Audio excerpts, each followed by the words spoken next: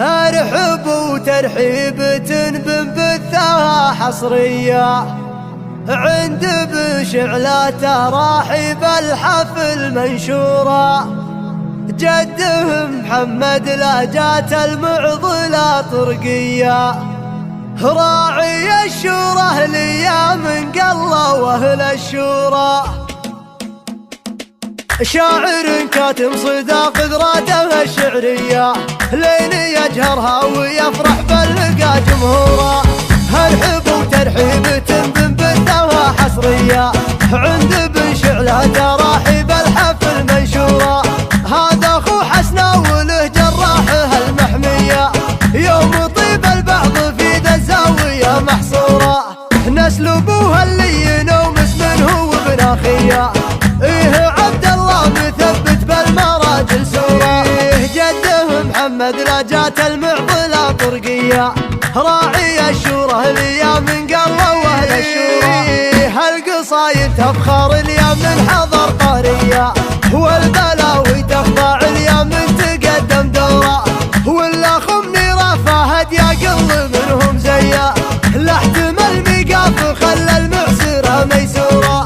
من ناس الروس تحاوطهم سطر وحمية، جعلوهم في جنة الناس ماتها محفورة.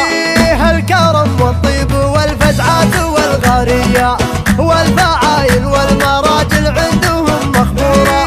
يومها بالسيف ابو حدين والشبرية، ترجع الروس الكبار بكبرها مكسورة.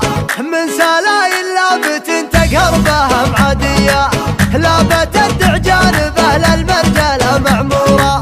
إيهم حمالة البيرق لا جات الهيا، عبس تاريخ وعند المعركة مذكورة.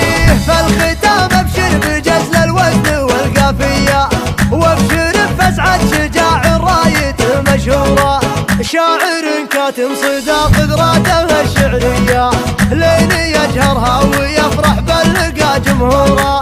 هرحب وترحيبة بنبثها حصرية عند بشعلة تراحيب الحفل منشورة.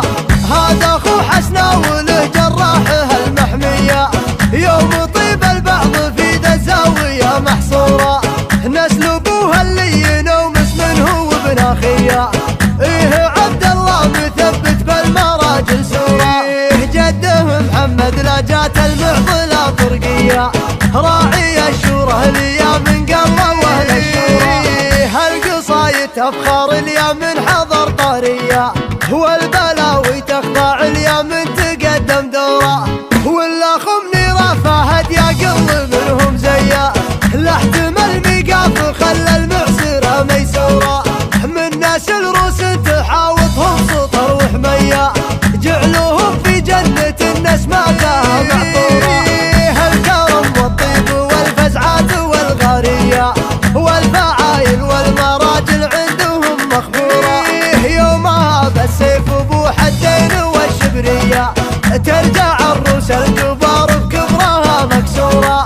من سلايل لابت تقهر بها معادية، لابت الدعجان بأهل المرجلة معمورة.